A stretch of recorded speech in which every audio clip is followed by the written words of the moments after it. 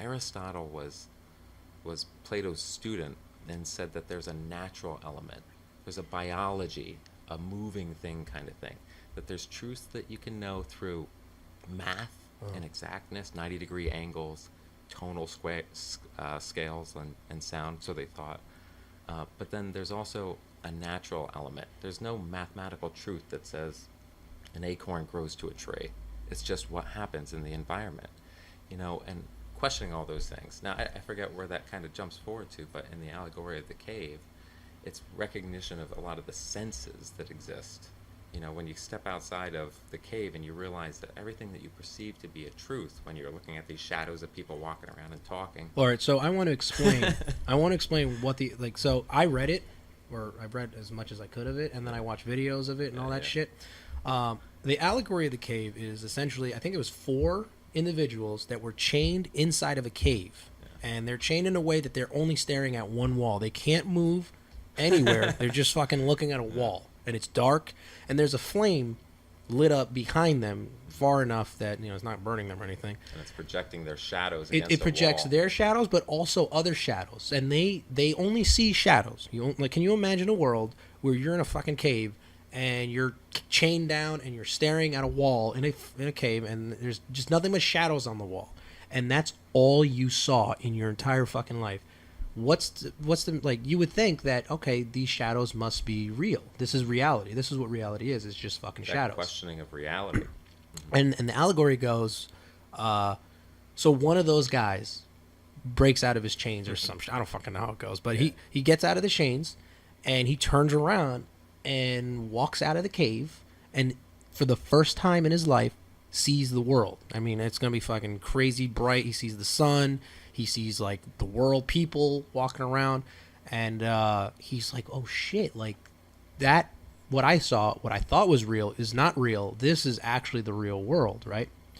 And there's a lot of questions there's a lot of philosophies that go on just for he looked that. behind the curtain, though. Yeah. He saw what was really there. Yeah. But they're saying... Not just what he was seeing. One of the questions that they said was, let's say you're in the cave, would you have any reason to believe there is anything else but? Well, of course not. Yeah, no, you don't. But when you go out there and you see all that shit, there's so many. This is a huge fucking. Well, like he comes back and says to the other guys that are in the cave, like, there's another world out there and blah blah. And the guys are like, you're fucking full of shit, and they kill him or something. Or not kill him, but do they kill him?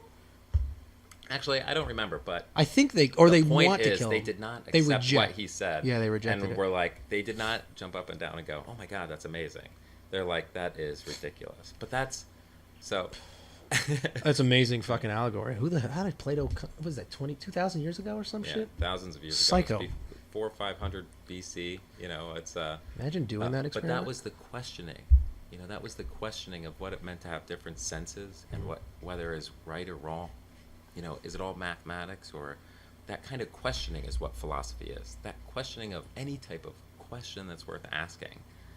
And that you have, so in the sciences and knowledge, that search for truth, Socrates, Aristotle, and Plato, that kind of whole group really took and refined the way that we believe everything we believe right now through science, math, and everything. They started making distinctions in knowledge. And one of the things that they created was material objects, like things that were material, all right, that you could touch and actually see, like rocks, what things were made out of, and then math, and then everything else was metaphysics. Yeah. Metaphysics is the stuff beyond physics, the stuff that really is about that kind of experience, the consciousness, what it means to be, where we're at, what kind of truths can be known, what kind of things can be known about objects. One of the questions that I heard, like somebody was like talking about the allegory of the cave, and they said, okay, so if you see the shadow of the object, right, and because they were in the cave, they thought that was reality. When they go out of the cave, they see that shadow was just kind of like a fake version or a lesser version of the real object, right? So like if I put an object in front of the flame and it casts a shadow and you think that's reality, it's not actually the reality of the object. The real object is this thing. But if you for the entire time thought that was real, and now you know this is real. Who's to say maybe that's not real either? Maybe there's a more real version of that object. For example, us. Like if I saw my shadow on the wall, I'd be like, oh, that's me. That's what I look like. And then I go, oh, there's a mirror. No, that's what I really look like. Well, I thought that's what I looked like a minute ago, and now I think this is what I look like. Am I right? Maybe there's another version of me that's even more real. And that question blew my fucking mind. Yeah. I was like, whoa, wait, what the fuck am I? Where, not what, but where? You know, where am I Where in this am I? relationship to myself? You know, because that's a lot of context. Yeah. That's a lot of being. When you get to current, contemporary, current philosophy, a lot of the truths that most people believe are broken down into certain stems of how you can understand through relation of experience the world around you. And most of your actions are how you're being towards something. Yeah.